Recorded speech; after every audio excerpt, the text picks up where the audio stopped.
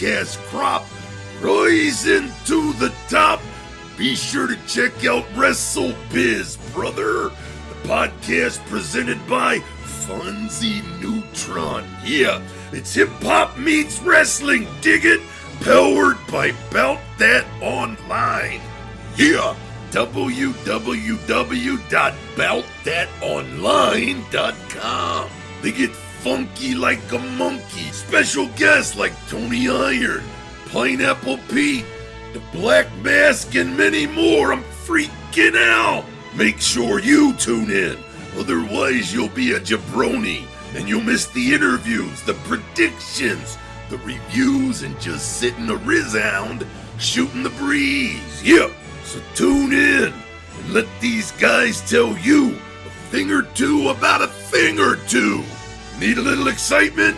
Check out the WrestleBIZ podcast. Ooh, yeah.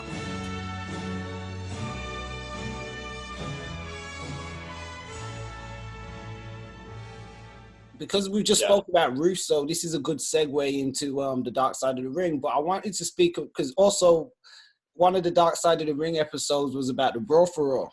And within that episode, Russo's attitude is just pretty much like, hey, I just wanted to see the result. And, Russo loved it, and Cornette was just like, no, I mean, but lost a spot million, like. And Russo's attitude was he didn't care as long as he got to see what he wanted. As long as he got to see what he wanted to see, which was somebody beat up Bradshaw or whatever. That was his thing. Good old crash TV. That's all it comes down to. Yep. Nobody likes it, but it brings ratings in, so it doesn't really matter. So Sorry, yeah, carry on. Yeah, no, I was just going to say, not just Crash TV. I mean, the Dark Side of the Ring, I don't see that as Crash TV, but I think that's one of the most poignant, and I think it's a really dope series. I've been watching them, the Bruiser Brody one, the UWF. Has been, I mean, I see so much. Oh, this connection's gonna be unstable. I see so much similarities to even, just how the guy who ran the UWF. I see some of the similarities with him about Southwell like crazy. So that one was a personal favorite of mine, because I was like, this guy crazy. I could see myself being like that, like putting on these shows and trying to do all these outlandish stuff and. He worked. He was absolutely. I remember reading about it in Mick Foley's autobiography, and they would say that he would be. I think it was like the night, the day before he died, they found him running around, or high on cocaine, running around a hotel with no clothes on, trying to chase hookers. And I'm just like, wow, like. This guy wanted that number 2 promotion spot. Yeah, I mean, the crazy thing was before that they said that he cleaned his life up, and then he cleaned his life up, and then that just came out of nowhere. Yeah, no chance. But yeah, the Dark Side of the Ring series, I hadn't really, I'd seen it, but I hadn't taken a massive notice. So I'm trying to catch up with it as much as possible. Okay. So some of the, I've seen the Brawl for All one. I've seen the Chris Benoit one. Okay, that's pretty dope. Which was interesting, especially with his son in that. Yeah. I'm trying to think of his name. David. Yeah. Yeah. And seeing that, and obviously talking to Nancy's sister and stuff, and Jericho getting them to meet up at the end, which was, of course, obviously pretty like wow. And then obviously the New Jack one on top of that, which New Jack is just nuts. In a league of his own. Like, yeah. That guy, his desperation of trying to kill Vic Grimes is nuts. Like, yep. too much heat in that kitchen. But like it's a really good series, and I think it touches on something that people don't look at, especially the sort of outsiders that will look at it and go, the business is fake. There's nothing. If anything, I've always said that I found that the business has always been probably one of the darkest industries and most cutthroat industries that you could probably ever get in. And I think this kind of series has shown that. And the next the upcoming one about Owen Hart, I think is going to be a really interesting one, in the sense of you can read as much about what happened and speak to the people, you know, like Russo and stuff like that about the incident. But I know that they're going to interview Owen's wife Martha. Okay. Well. And they're also talking about there's supposedly some unseen footage in this documentary. Now I can see how this documentary series in general goes, of what they mean by that, because it's one of those where you're kind of like you get that more. For the last 20 years, you've had that morbid fan. I wouldn't call it fan base, but you've had morbid sort of fans that are desperate to find this footage of Owen falling. Of course, yeah. Never really got it myself.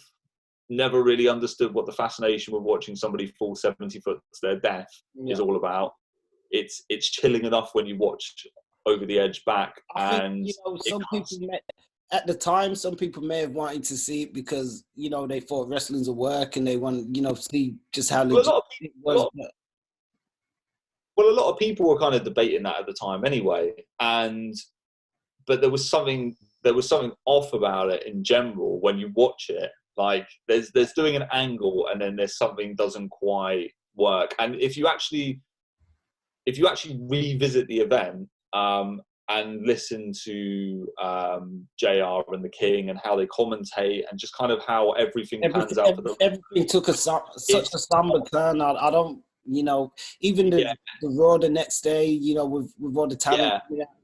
I don't remember anything like that in wrestling at the time. Even just going back, I remember going to school. I was still in secondary, school then at the time, and I missed the pay-per-view because those days in the UK we'd have to wait up to like maybe 1 a.m. Be on like midnight or something. Yeah, like midnight, 1 a.m. sometimes to catch them, and sometimes you're fortunate where you'd get away to do it, or your parents would let you stay up. But I just remember on that particular occasion I couldn't, and I'm sort of glad that I didn't, because it would have been, even though for me it was like I still remember it because I sometimes stay up to watch like the big events like WrestleMania, SummerSlam, or Survivor Series, stuff like that. But this was kind of one of those middle shows. Exactly. You just kind of disregarded. I'll watch it. Watch it tomorrow. And I remember it was my brother had actually stayed up to watch it, and I remember him coming in the next morning, and he was just I said, "Oh, so what was it?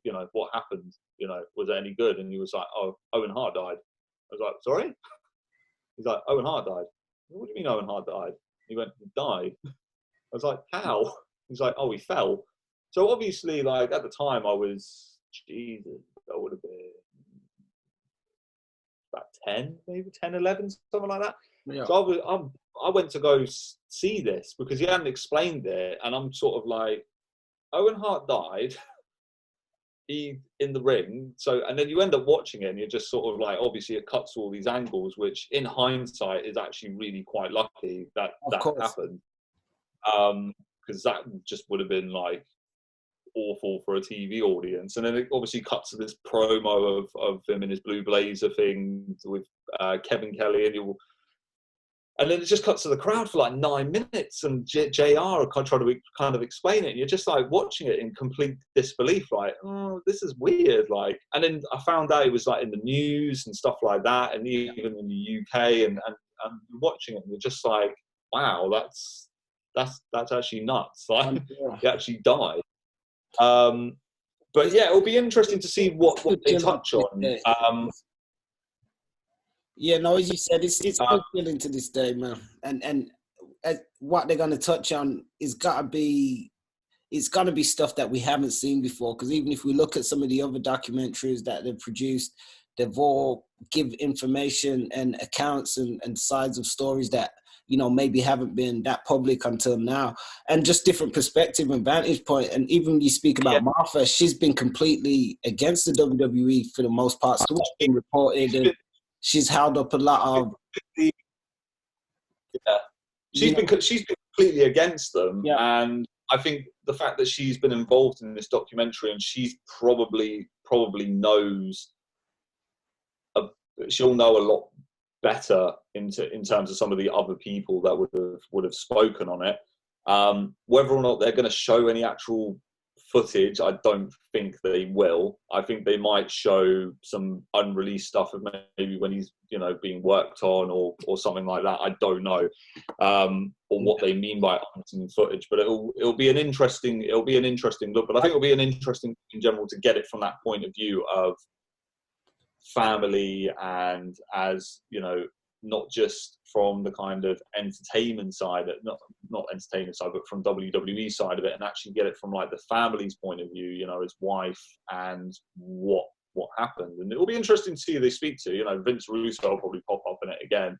Yeah, I hope I hope they get Brett and a few others and stuff on there as well. Yeah, it'll be interesting. And another person that I've always thought was quite interesting, I've never really spoken to, was actually the Godfather, because he was supposed to face him, and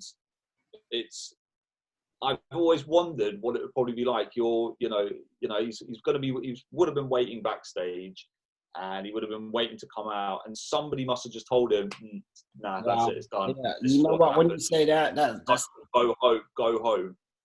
And, you know, what would be going through his head? And I know he was a talking head in the Brawl for all, so it might be interesting to have him as a talking head in this one. And, you know, the Godfather was actually, we don't know how close outside of the ring, but we know he was close with Owen within the confines of WWE and stuff. Yeah.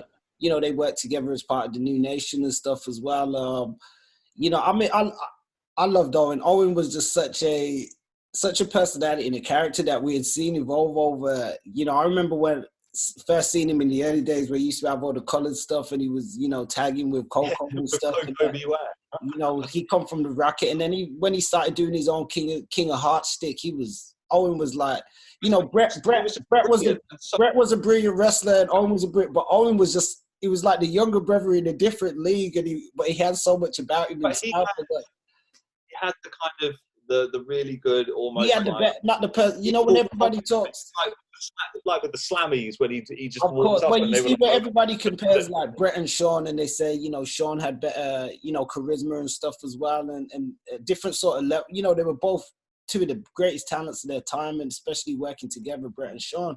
But let's say Owen. I mean, Owen had that level of personality as well, and to a degree, he was under Brett's shadow because, you know, Brett was the big brother, and he was known for being, you know, the best there is, the best there was, the best there ever will be. But even in working against each other, and then sort of pulling it together at the end, one of my best Owen Hart moments actually is there was an angle. I think it was on Raw. I can't remember who he faced, and you know, Brett sort of came out and he got Owen and the Bulldog back together, and that's when they formed the New Heart Foundation. And you know, it was kind of an emotional moment. Owen was in the foundation. Yeah, and you know, but that was sort of like a peak time. It was. I think that it's. I think Owen Hart dying was probably one of the biggest tragedies to happen to the business. 100%. Massively talented, and I think the saddest thing is what happened, how he was treated towards the end, that no one ever seemed to touch on either. Exactly. Because he didn't want to do certain angles, and they dumped him back in the Blazer gimmick, and as almost like a punishment, I would say. And you know, he was relegated as Owen Hart to dark matches. He actually had a dark match with Kurt Angle before he died. Yeah, which is I didn't realise that either, and put Kurt over. And seeing somebody that talented get relegated, and then after he dies, that's it. And they were like, yeah, we were going to give him the game gimmick and stuff like that. And it's almost like I don't really believe that bullshit. I think. Well, everybody says the blue Blazer stuff, you know, was sort of like punishment, because if I remember rightly, at that time, you know, Brett had gone, Davey and Neidhart had gone. After the Montreal Screwjob, we even seen Rick Rude, he left. So quite a few people, even within WWE or WWF at the time, wasn't happy with what had happened. And if they had the choice to get out of their contracts, Owen being one of them, he probably, you know, 9 times out of 10, he would have left too. So Owen had potential to go further, but then what ended up happening, the reason for the Blazer thing, from what I believe, is that there was supposed to be an angle, like a love triangle with him, Jarrett, and Bedra. And Owen was like because he was a proper family man, he was basically just like, I'm not going to do an angle that portrays me as being this when I'm not like that in real life. And I kind of want to, I'm happy to do the bad guy sort of heel gimmick type thing, but I'm not going to take it to a point where I'm crossing lines and stuff. And, my kids are going to watch that. And, they know I'm not like that in real life, but they know I'm like that on TV. But to see me like, doing this or doing that. And then I think that's sort of like, right, well, if you're not going to do that, here's your blazer costume back. Crack on. You just make yourself look like an idiot on TV. Next thing you know, that happens on a live pay-per-view, and then everything's completely forgotten about, and he's like the best thing that ever happened.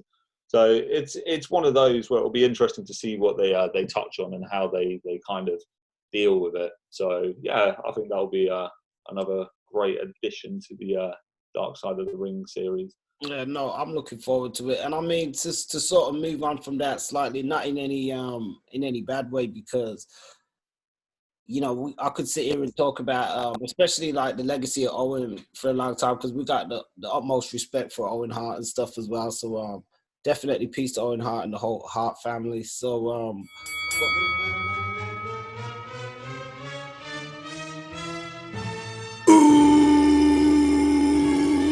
Yeah! The cream of the podcast crop rising to the top. Be sure to check out WrestleBIZ, brother. The podcast presented by Fonzie Neutron. Yeah, it's hip-hop meets wrestling, dig it? Powered by Bout Dat Online. Yeah, www.boutdatonline.com. They get funky like a monkey. Special guests like Tony Iron, Pineapple Pete, the Black Mask, and many more. I'm freaking out.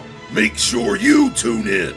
Otherwise, you'll be a jabroni, and you'll miss the interviews, the predictions, the reviews, and just sitting around shooting the breeze. Yeah, so tune in and let these guys tell you a thing or two about a thing or two. Need a little excitement? Check out the WrestleBIZ podcast